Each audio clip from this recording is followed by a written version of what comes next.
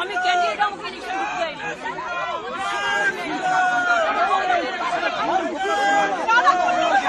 BJP এরা হচ্ছে দালালিক party. 100টা seat করেছে, 100টা more than 100 seats they looted and cheated, and this election commission is a BJP commission. আমরা complain করছি, time to time complain lodge করেছি, even Manoj অগ্রওয়ালকেও complain lodge করেছে। I gave my complaint at 4 o'clock.